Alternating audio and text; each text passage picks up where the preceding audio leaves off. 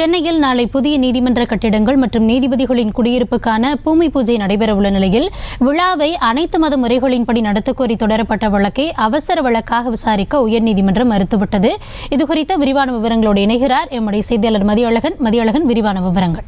சென்னை உயர்நீதிமன்ற வளாகத்தில் இருக்கக்கூடிய பழைய சட்டக்கல்லூரி வளாகத்தில் குற்றவியல் வழக்குகளை விசாரிக்கும் நீதிமன்ற அறைகள், நீதிபதிகளின் அறைகள் உள்ளிட்ட 5 மாடி கட்டடங்கள் கட்டுவதற்கான அடிக்கல் நாட்டு விழா நாளை நடைபெறவிருக்கிறது. இதற்கு எதிர்ப்பு தெரிவித்து சென்னை உயர்நீதிமன்ற மூத்த வழக்கறிஞர் மோகன் மனு தாக்கல் செய்திருந்தார். இந்த வழக்கு இந்த தினம் நீதிபதிகள் ஜே.ஆர். சுவாமிநாதன் மற்றும் பி.பி. பாலாஜி அமர்வில் அவசர வழக்காக விசாரணைக்கு எடுத்துக் கொள்ளப்பட்டது. அப்பொழுது மனுதாரர் தரப்பில் ஆஜரான வழக்கறிஞர் யோகேஸ்வரன், புராதன கட்டிடமான இங்கு மாஸ்டர் பிளான் எதுவும் இல்லாமல் கட்டுமானங்கள் மேற்கொள்ளக்கூடாது என வாதிட்டார்.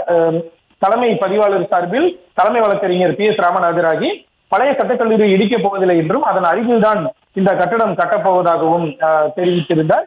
இந்த நிலையில் கட்டடம் கட்டுவ நிகழ்ச்சிக்கு அனுமதி அளித்து நீதிபதிகள் உத்தரவிட்டு இருக்கிறார்கள். இதனிடையே நாளை நடைபெறக்கூடிய அந்த அடிக்கல் நாட்டு நிகழ்ச்சியை பொறுத்தவரை இந்து மத முறைப்படி மட்டுமல்லாமல் அனைத்து மத முறைப்படி நடத்த உத்தரவிட வேண்டும் என திராவிட கழகம் சார்பில் மூத்த வழக்கறிஞர் முரளிசேகர் நீதிபதிகளிடம் முறையிட்டார். அப்பொழுது இது ஒரு மத நிகழ்வு என எப்படி அனுமானிக்க முடியும் என கேள்வி எழுப்பிய நீதிபதிகள் இந்த மனுவை விசாரணைக்கு ஏற்க முடியாது என கூறி நிராகரித்து உத்தரவிட்டனர்.